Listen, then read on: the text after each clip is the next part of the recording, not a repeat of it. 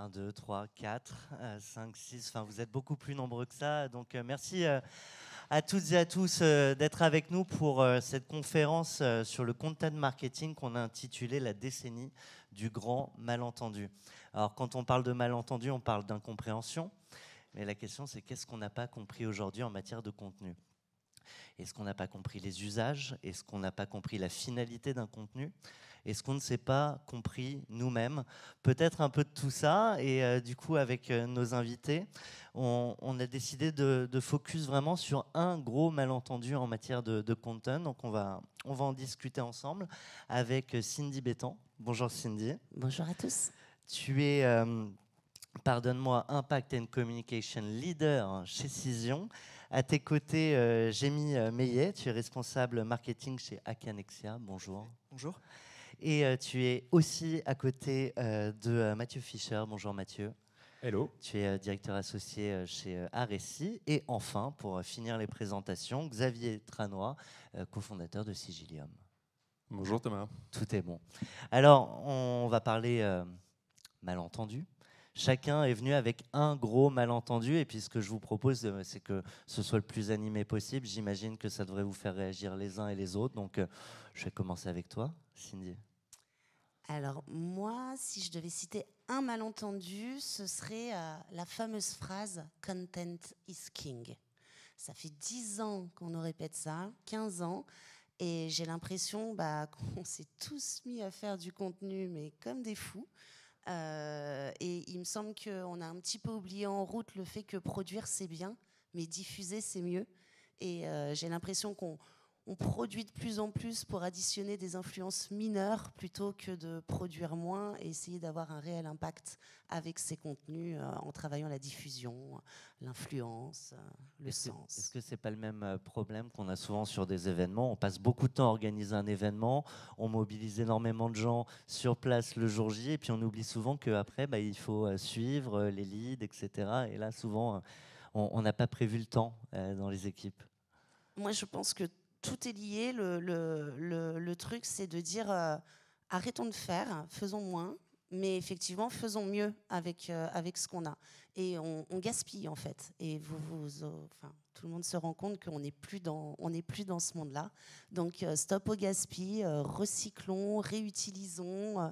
Nous allons devenir des marketeurs plus verts et tout le monde s'en portera beaucoup mieux. Jémy, je te vois réagir. Je suis assez d'accord sur l'idée de recycler, réutiliser, avec une petite limite quand même justement qui va dans le sens de ce que tu disais. Et on va en reparler un peu après, mais il faut mettre de la valeur ajoutée dans le contenu qu'on produit. Donc recycler, c'est bien, et il faut le faire, c'est important. Mais recycler un mauvais contenu, ça sert à rien. Et faire en sorte qu'on apporte quand même, on peut retravailler la forme, le format, mais faire en sorte qu'on apporte, et qu'on soit sûr qu'on réponde toujours à un besoin, qu'on apporte toujours une information, si possible inédite et originale. Mais voilà, il n'y a que ce travail de réflexion qu'il faut faire dans le recyclage. Est-ce qu'on produit trop de contenu, Mathieu? Alors, c'est une question d'équilibrage qualité-quantité en fait. Alors, moi je suis complètement d'accord et je pense qu'il y a beaucoup de personnes dans la salle qui ont plein de super beaux contenus, mais le problème c'est qu'ils dorment dans des tiroirs. Donc, moi j'ai l'impression, mais ça c'est mon feeling perso, c'est qu'on a été un petit peu victime de la hype inbound marketing et qu'on s'est tous dit on va mettre en place une factory, une ingénierie éditoriale de dingue. On va tous sortir 4-5 articles de blog par mois et c'est compliqué. Et il y a peut-être un moment donné où il faut se dire que plutôt que de sortir 4 articles qui sont de l'eau tiède sur votre secteur et qui font jamais que répéter ce que disent les autres, il faut peut-être en sortir un peu plus costaud, un peu plus SEO optimisé, un peu plus tout ce qu'il faut de façon à ce que les gens y arrivent. Parce que, encore une fois, un contenu qui dort, un contenu qui est consommé par personne, c'est un contenu qui est mort. Donc on revient à cette idée d'un meilleur contenu qui t'a en faire moins. Et en même temps, j'imagine que dans la salle, si on vous écoute, on se dit, bon, ok, effectivement, on va en faire moins. Mais quand tu vois tes concurrents qui sortent du contenu sur du contenu, et comme toi, tu les suis, tu as l'impression que tout le monde les suit, ça peut générer une petite frustration et se dire, non, il faut quand même qu'on occupe le terrain. Alors, est-ce qu'il faut entrer dans une guerre de position? Est-ce qu'il faut entrer dans celui qui aura le plus de tanks? Ou est-ce qu'il faut peut-être faire le choix justement de prendre un angle d'attaque différent face à un concurrent qui a plus de moyens? Je prends un exemple hyper concret. Nous, chez Aressi, on travaille pour Hyundai, par exemple, donc les voitures coréennes que vous connaissez tous. Alors, on essaie effectivement de promouvoir cette marque auprès des entreprises. Hein. Nous, c'est du B2B, donc gestionnaire de flotte, etc., loueur. Et Hyundai, quand vous avez face à vous Mercedes, Audi, des boîtes, des marques extrêmement portées par une superbe image B2C, c'est compliqué. Donc c'est un bon exemple. Si je vais mesurer à eux en termes de volumétrie, en termes de fréquence, en termes d'image de mes voitures, ça va être compliqué. Donc c'est exactement ce qu'on n'a pas voulu faire. Et on s'est dit en quoi on est bon et eux le sont moins. Et en fait, Hyundai, on ne le sait pas trop, mais c'est des motorisations, ils sont très avancés sur les motorisations vertes, hybrides, électriques, etc., etc. Et ça, aujourd'hui, auprès des gestionnaires de flotte, c'est super parce que ça veut dire moins de fiscalité. Et aujourd'hui, quand on réfléchit à ces personas et ce qu'ils ont en tête, aujourd'hui, toutes les directions, entre guillemets, les tabassent pour chasser les diesels. Et donc, plutôt que de faire 10 articles chaque mois, on en fait 1 ou 2, mais sur cet angle qui est fiscalité, motorisation verte, et on est top of list aujourd'hui sur ces sujets-là. Xavier, je pense que ça ferait une bonne transition avec ton malentendu. Oui, alors il y en a plusieurs des malentendus. Un grand malentendu que je vois justement sur la partie contenu, c'est que de se dire c'est le marketing qui va faire le contenu et puis ça va marcher. On va poster sur les réseaux, on va faire plein de trucs et puis on va faire du lead, on va avoir des clients, quoi. En fait, je pense que si on intègre les gens qui discutent directement avec les prospects, avec les clients, on récupère énormément d'informations et intégrer directement les équipes commerciales dans la boucle pour réfléchir à un contenu qui va faire avancer les gens qui vont vraiment signer avec vous derrière, ça a beaucoup plus d'intérêt que d'être dans une guerre de position sur LinkedIn, sachant que, on peut en parler un peu plus, mais j'ai fait un petit exercice sur LinkedIn. Je reviendrai sur le sujet précédent avant. Je me suis dit, tiens, à propos de notre table ronde, je vais prendre 100 posts LinkedIn là, sur mon fil et on va regarder ce que ça donne. Bon, il y en a 60%, c'est de l'auto-promo. Très fier d'eux, ravi d'eux, découvrez. Enfin, non, c'est même pas découvrir, c'est. Enfin, voilà, on est sur. Moi et moi. Ouais. Exactement. Bon, ça va pas m'avancer très loin. Il y en avait 10, c'était du RH. Très content d'accueillir machin, très heureux d'arriver dans l'entreprise, etc. Ce qui est très bien aussi, parce que c'est une vraie la question. La marque employeur aussi, la marque sûr. employeur, donc ça dépend aussi de ce qu'on attend de LinkedIn. Mais si on veut des contenus qui sont des contenus pour transformer, la question c'est où est-ce qu'on les délivre, où est-ce qu'on a l'attention des gens qui vont vraiment signer avec nous, et qu'est-ce qu'on leur propose. Un exemple concret, encore une fois, j'ai un contenu, j'ai envie de raconter qu'on a fait un gros boulot, on est ISO 27001. Super. Si je fais un post LinkedIn en disant on est ISO 27001, je vais avoir peut-être quelques clics de, comment on appelle ça, de support. Ouais, c'est ça, de support, exactement. Je cherchais un autre mot, mais voilà, c'est exactement ça. On est, tiens, je le connais, je vais cliquer sur son truc et dire c'est super. Mais en fait, tout le monde a aperçu l'info, mais ça fait avancer personne. Si je dis je suis ISO 27001 et voilà ce que ça va vous apporter concrètement dans le business et voilà comment ça peut transformer votre problématique en une solution derrière, là, j'ai avancé sur quelque chose. Et donc, toute la question des équipes commerciales, pour revenir sur le malentendu, c'est de dire, en fait, les gens qui sont en contact avec ceux qui vont vraiment signer les contrats chez vous, faites-leur remonter de l'information sur les vraies questions, sur les vrais pain points, sur les choses sur lesquelles les gens attendent des réponses de la marque, de la boîte. On en revient à la réflexion sur le personnage. Je vais te laisser la parole, Cindy. Et cette idée que pour transformer, on est sur un contenu beaucoup plus pratique, beaucoup plus précis que simplement se faire plaisir et annoncer des grandes victoires. Cindy. Non, ce que je voulais préciser, c'est qu'il y avait deux effets positifs à ça. Le premier, c'est la pertinence du contenu, avec les retombées terrain. Mais la deuxième, c'est cette idée de co-création. C'est-à-dire que si le commercial participe au contenu, bizarrement, il le relaie. Et en fait, ça marche pour les commerciaux, mais enfin, nous qui sommes plutôt côté RP, influence, tout ça, ça marche avec les influenceurs, avec les journalistes. Si à un moment donné, on a écouté, qu'on s'est dit avant de créer, qu'est-ce que vous voulez ? Je pense que c'est inverser en fait le processus. Avant de créer, disons-nous qui je veux toucher, qui sont les influenceurs, journalistes, qui sont mes relais commerciaux, et du coup, quel contenu je vais créer. Mais je pense que dès la création, il faut penser à la diffusion. C'est inverser le timing, et puis aussi rééquilibrer. On passe 3 mois à créer un contenu, on passe 3 secondes à le diffuser. Pas normal. Donc peut-être rééquilibrer un petit peu les réflexions à ce niveau-là, je pense. Je suis assez d'accord, j'ai mis une seconde sur ce que tu disais, Xavier, d'aller le faire finalement, co-créer avec les commerciaux. Parfois, on a quand même des directions marketing qui galèrent à remonter ces infos. Enfin, je le pose quand même là, je ne sais pas si ça vous fait réagir, mais c'est pas toujours si simple d'embarquer tout le monde qui sont dans leur couloir de là mon sujet moi c'est d'aller chez le client, d'aller vendre et une difficulté parfois à faire entendre que ça va leur servir à plus moyen ou long terme. Donc ouais, alors on va dire, je vais être très schématique, on va dire qu'il y a un peu trois temps. Enfin, moi, c'est un peu ma vision. Il y a eu le temps du marketing un peu hors sol qui imaginait faire des super contenus, qui allait choper un copywriter et qui faisait un contenu voilà, un peu hors sol. On est un peu plus dans le temps 2. On a des marques qui savent mobiliser. On va ramener un commercial de temps en temps. On va aller sur le terrain. Mais ça reste encore très descendant.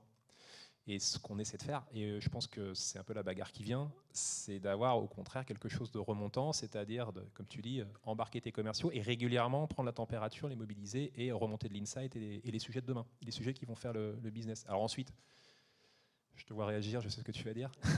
Ils veulent pas, ils n'ont pas le temps, ils ont plein de trucs à faire, ils ont plein de clients à conquérir et tu as 100% raison.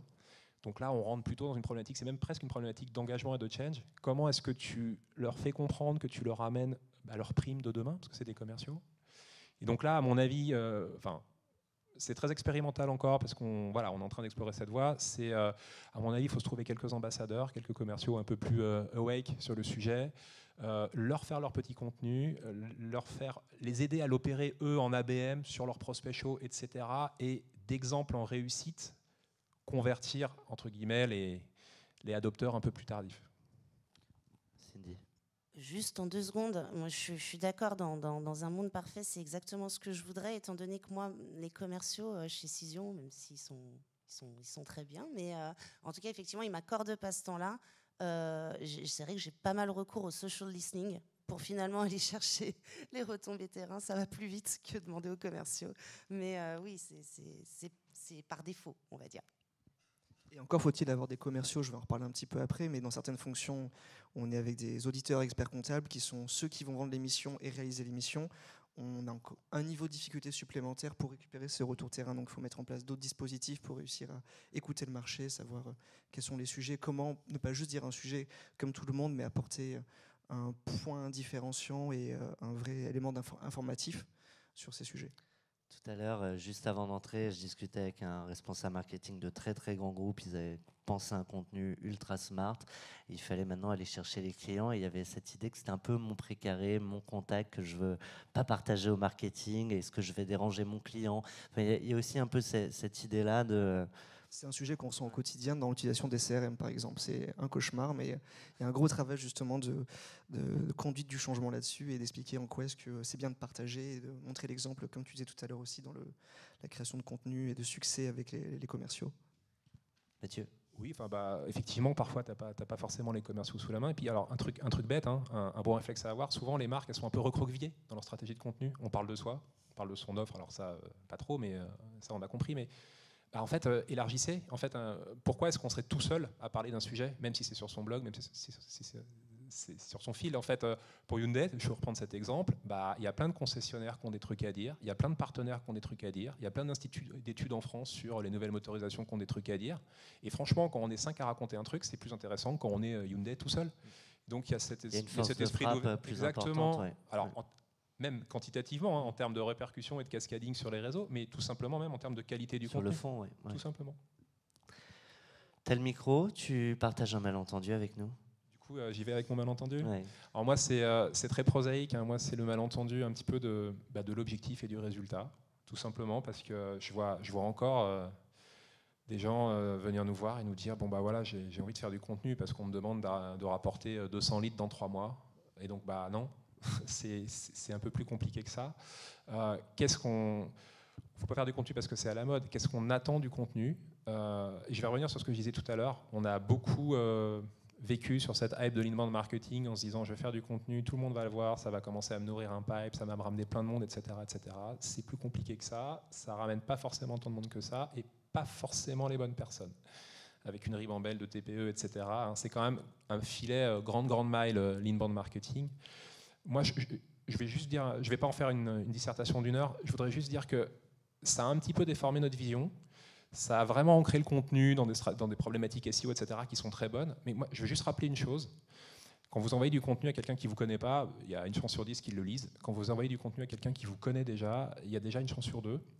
Et je trouve que le contenu plus bas dans le funnel, dans son rôle d'animation de ses clients, dans son rôle de considération de sa marque, de promotion de nouveaux services, etc., sur des gens où vous avez déjà engagé quelque chose, on l'a un petit peu perdu de vue.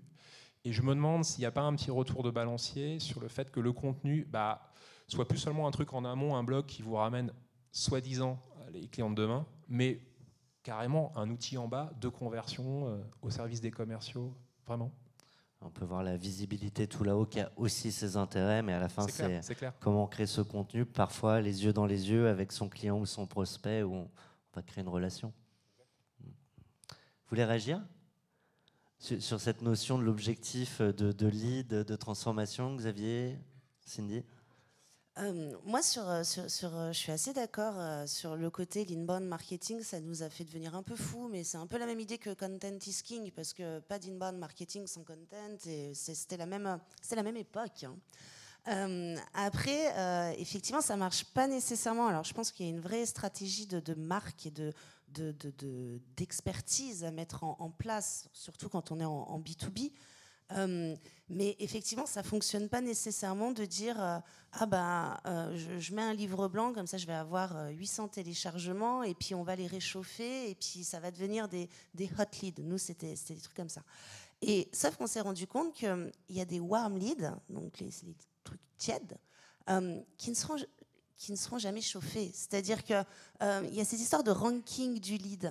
Tu as téléchargé un livre blanc, tu es à 20. Si tu en télécharges 3, tu es à 60. Mais en réalité, moi, j'ai des gens, mais quoi qu'on fasse, ils sont inscrits à 30 000 webinars, à 2 podcasts, ils ont lu. Mais ils restent warm, en fait, parce qu'il n'y a pas le potentiel. Donc, je pense que ça ne fonctionne pas aussi linéairement. Et effectivement, il y a peut-être un niveau à trouver pour vraiment se concentrer sur les warm à potentiel.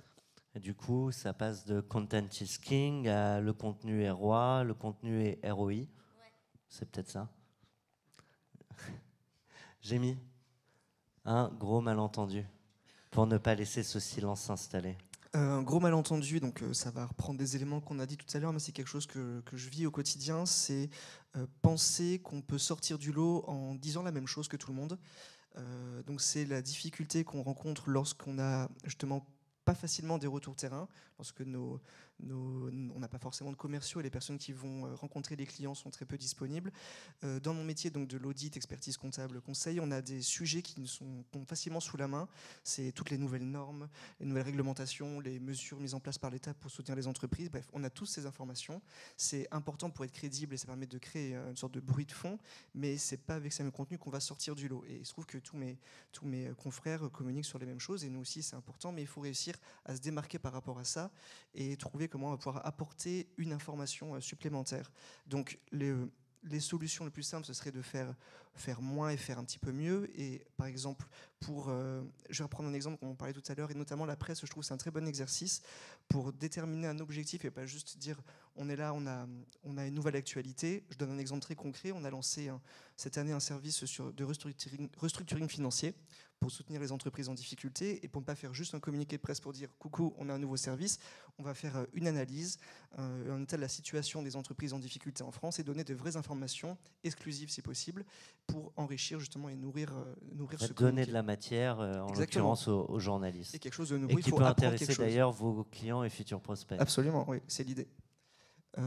Un autre point important aussi, et dont on en parlait, de la création avec les équipes, les commerciaux, mais aussi la création avec les clients. Donc nous, on fait beaucoup de contenu qu'on va créer avec des clients et des prescripteurs. Déjà, c'est un formidable levier pour que nos prospects s'identifient. Mais pour nous, au côté marketing, communication, c'est un bon moyen de savoir ce qui se passe, quelles sont les attentes, et d'avoir un autre canal à la place des commerciaux. Et de fidélisation des clients avec qui vous Exactement. faites du contenu. Tout à fait. Tu disais ne pas dire la même chose que tout le monde, ce qui est très vrai. Mais du coup, ça veut dire que quand vous partagez une info que tout le monde partage, est-ce que sur chacune de ces infos, vous essayez de trouver la valeur ajoutée, ou est-ce que vous le faites parce qu'il faut le faire? Tu parlais de crédibilité, que tu ne peux pas ne pas parler d'un texte de loi qui va impacter tous tes clients, tes prospects. Mais par contre, à côté, c'est un gros contenu phare sur lequel, là, par contre, c'est une valeur ajoutée, une singularité. Il y a un petit peu des deux, je dirais, tout dépend. Il y a une question de temps qui est là, c'est forcément présente et ne permet pas de porter un gros niveau de valeur ajoutée sur tous ces sujets. Donc il y a quelques sujets qu'on va traiter très rapidement, mais en minimisant les efforts aussi pour consacrer beaucoup d'efforts sur des plus gros contenus justement. Je pense par exemple sur le prêt garanti par l'État, donc tout le monde en a parlé, tout le monde sait ce que c'est. On a mis en place chez RSI justement une table ronde avec BPI France, avec les prescripteurs, avec des clients. On va réfléchir à l'avenir justement de ces dispositifs. Qu'est-ce qu'il y aura? Est-ce qu'il y aura un après PGE? Voilà, ce genre de choses, on essaie d'aller un petit peu plus loin. Et on a un autre exemple justement de contenu enrichi sur notre rapport annuel, qui est un document qu'on édite chaque année, qui est de base pas forcément le plus fun, où on apporte beaucoup de chiffres sans réel contenu, et donc on l'enrichit pour en faire une sorte de magazine, avec beaucoup de réflexions sur notre métier, sur l'avenir de l'audit dans un contexte de télétravail par exemple, sur le démarche RSE, bref, sur plein de choses, où on va encore une fois impliquer nos clients, les fidéliser à travers ça, et voilà. Alors ça, c'est un super exemple parce qu'on a beaucoup parlé de fond. On a abordé la singularité sous l'angle du fond. Et là, on en arrive à la forme. Et ça, c'est un vrai sujet sur le contenu. Parce que honnêtement, qu'est-ce qu'on a inventé en matière de forme de contenu neuve depuis quelques années? C'est pas facile. Sortir de l'article de Feuillet. Il y a des très beaux podcasts. Je te vois. Non, c'était pas pour ça. Non, mais c'est vrai. Et il y a des vidéos, etc. Mais, comment on renouvelle si toi aussi, tes clients te demandaient régulièrement, je voudrais une vidéo comme Combini. Alors, voilà. Oui. Alors en fait, mes clients... Ou comme Brut, voilà. Oui, bien sûr. Comme. Non, alors ce que je regarde pour mes clients, c'est que mes clients, ils me demandent souvent une vidéo qui fait... on va prendre un exemple très simple, c'est LinkedIn. Ils me demandent souvent une vidéo, et puis quand ils me racontent ce que la vidéo doit dire, je m'aperçois qu'elle fait 3 minutes 30. Et donc, jusqu'à il y a quelques temps, je leur disais, vous savez, sur LinkedIn, une vidéo, plus de 45 secondes, c'est compliqué. Et même là, je pense que je me plantais, parce que les derniers chiffres qu'on regarde, c'est qu'en fait, votre vidéo, au bout de 10 secondes, 15 secondes, vous avez atteint le temps, vous avez atteint votre plafond d'écoute. Mais ça, c'est un gros débat dans les équipes marketing sur le taux de complétion. Mais si tu penses comme ça, tu fais des vidéos d'une seconde, tu as un taux de complétion à 100%, mais tu n'as rien dit. Donc, qu'est-ce qu'on fait avec... C'est jamais qu'une porte d'entrée. Si tu regardes une marque qui est assez étonnamment en avance sur ce sujet, un Google Business par exemple, aujourd'hui quand ils communiquent sur LinkedIn, ils font sur des solutions qui ne sont pas toujours très simples, ils arrivent quand même à raconter un début d'histoire en, je crois que c'est même 10 secondes. Alors c'est un vrai travail de mise en scène et scénaristique, et un début de business case en 10 secondes, c'est pas facile, hein. Rien quand on a dit le nom de la boîte, etc., c'est fini. Mais c'est une porte d'entrée qui amène autre chose. Il ne faut pas demander à 10 secondes plus que ce qu'elles peuvent donner, mais c'est la porte d'entrée vers le case, le blog, tout ce qu'on veut. On revient sur le sujet que tu évoquais, Jémy, donc de ne pas faire comme tout le monde. Parfois, on se dit aussi, enfin moi j'entends, mes concurrents parlent déjà de ces sujets, je ne vais pas y aller. Si quelqu'un veut réagir. Il y a des sujets, alors tout dépend encore une fois le métier de l'entreprise. Dans notre cas, sur des sujets réglementaires, on est obligé d'en parler. Notre crédibilité est en jeu. C'est important de pouvoir apporter la preuve, notamment dans le marketing de service, de notre compétence, de notre savoir-faire. Donc il faut y aller, mais je vais reprendre ce que je disais tout à l'heure sur savoir mesurer les efforts aussi. Il faut réussir à mettre en place, je ne sais pas comment est-ce qu'on peut automatiser ou industrialiser la communication, la production de ce type de contenu, mais consacrer les plus gros efforts sur des contenus un peu différenciants et si possible avec l'ABM Marketing par exemple, sur des contenus ciblés pour des cibles vraiment prioritaires. Et puis, il n'y a pas de sujet, il n'y a que des angles. C'est-à-dire qu'un même sujet, je peux l'expliquer, je peux faire quelque chose d'hyper didactique et donner le b.a.-ba de façon hyper lisible, hyper rapide, hyper quick content. Un même sujet, je peux donner un exemple très concret, partir sur un business case. Un même sujet, je peux donner un approfondissement dans telle ou telle direction. Un même sujet, je peux l'illustrer. Un même sujet. La guerre du sujet, c'est entre guillemets, c'est un peu une faillite de l'imagination et de la capacité à bien traiter. C'est mon point de vue. On partage. Moi je dirais que pas aller sur un sujet parce que tout le monde le traite, moi je suis pas d'accord. Parce que au contraire, moi si j'écoute le marché, c'est pour savoir de quoi ils ont envie de parler. Donc si tout le monde en parle, je vais en parler aussi. La question c'est comment et donc, comment le faire de manière différenciante. Et je suis pas tout à fait d'accord sur le fait qu'on n'ait pas innové en matière de contenu. Je trouve que c'est on a parlé des podcasts, alors là c'est peut-être plus B2C, mais quand on entend Web3, Metaverse, les avatars, c'est complètement délirant les formes de contenu que peut prendre justement nos trucs, donc c'est peut-être aussi un moyen différenciant. Mais en tout cas, je pense que la meilleure technique, et notamment en B2B, c'est vraiment de raisonner écosystème. Et je reviens à ces co-constructions et de faire intervenir tous les acteurs. Si tout le monde en parle, au moins qu'on fasse un gros truc une fois, que tout le monde donne son avis et d'être leader de ça, d'être au centre de son écosystème. Je pense que c'est ça la stratégie. Il nous reste 2 petites minutes. Est-ce que quelqu'un veut poser une question dans la salle ?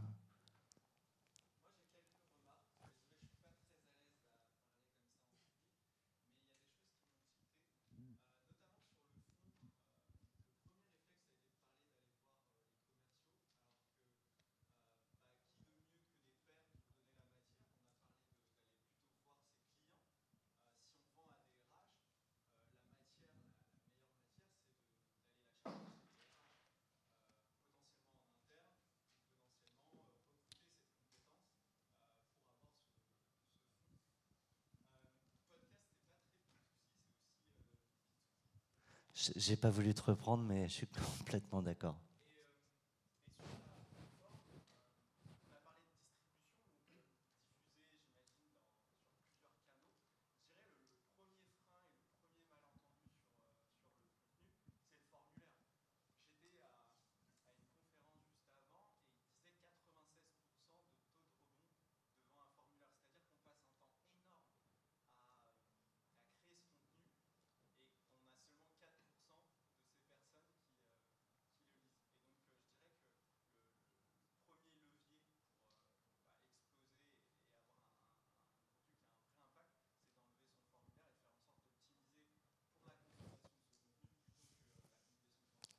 Alors, est-ce que le sujet, c'est les 4% qui remplissent ce formulaire sont les bons 4% ou est-ce qu'au contraire, on ouvre tout Moi, je ne pense pas qu'il faille tout ouvrir parce que dans ce cas-là, pour le coup, on n'a plus de lead. C'est aussi ce qui fait... Après, je pense qu'il y a des technos qui font... Nous, on marche beaucoup avec des espèces de ghost forms, notamment pour nos clients. Je veux dire, ça ne sert à rien qu'ils nous mettent 15 fois leurs coordonnées. donc voilà, je pense que la techno nous aide beaucoup, mais... Enfin, pour l'instant, enlever les formulaires, c'est compliqué. Hein, parce que c'est vrai que après, on a la direction qui nous dit pourquoi les leads baissent, pourquoi machin, pourquoi. Enfin, il y a aussi une réalité du terrain à laquelle on est tous confrontés. Et j'ai pas encore trouvé d'alternative. Alors, il faut appâter avec du gratuit sans formulaire, mais à un moment donné, un contenu qu'on a mis 6 mois à faire, c'est compliqué de tout enlever. Enfin, je sais pas comment vous faites, mais. Je trouve ça difficile aussi de retirer les formulaires, c'est quand même assez important, mais par contre il faut vraiment penser ça intelligemment. Ce qui est sûr, c'est qu'on ne peut pas rendre tous les contenus, j'allais dire payants, mais bloqués par un formulaire. Il faut réussir à faire un très gros teasing dans le sens où on va offrir quand même un contenu de qualité, à voir comment est-ce qu'on le pense, mais vraiment une grosse partie du contenu de l'élément sur lequel on veut mettre le formulaire fait différemment, ça ne peut pas être la même chose, mais pour vraiment susciter l'intérêt et motiver et avoir que les personnes vraiment qualifiées qui savent ce qu'elles vont retrouver.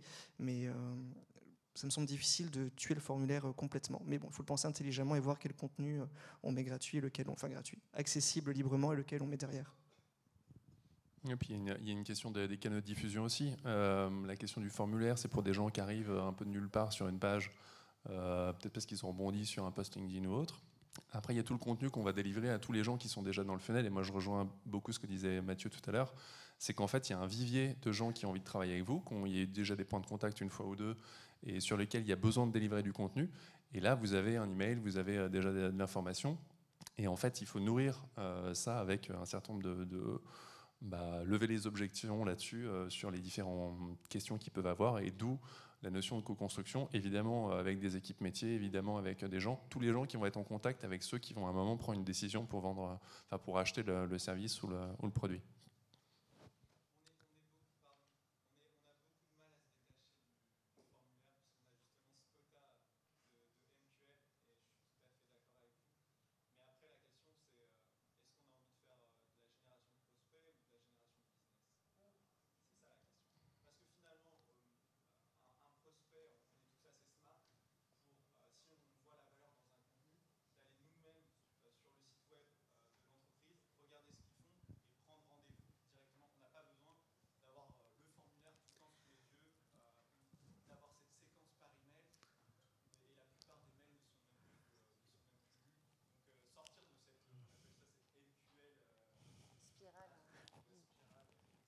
Je te laisse le mot de la Non, fin. mais juste 2 secondes pour un cas très concret. Moi, je suis complètement d'accord avec ça. Et si je vous parle d'écologie de contenu, de faire moins, croyez-moi, je me l'applique.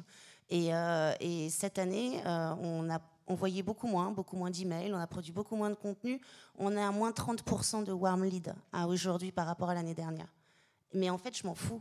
Parce qu'effectivement, à la fin, mon chiffre d'affaires, il est toujours en croissance. Donc, comme quoi, il y a des trucs à enlever. C'est toujours dur de se séparer. En équipe, on a réfléchi. On enlève quoi? Non, on peut pas enlever ça, surtout pas. On peut rien enlever. Bah, essayez. Et des fois, ça change pas grand-chose. Et c'est terrible, hein, parce que ça fait 3 ans qu'on le fait. mais ouais, je suis d'accord avec vous. Cindy, Jémy, Mathieu, Xavier, merci à vous 4. Merci. Merci à vous tous. Merci Thomas.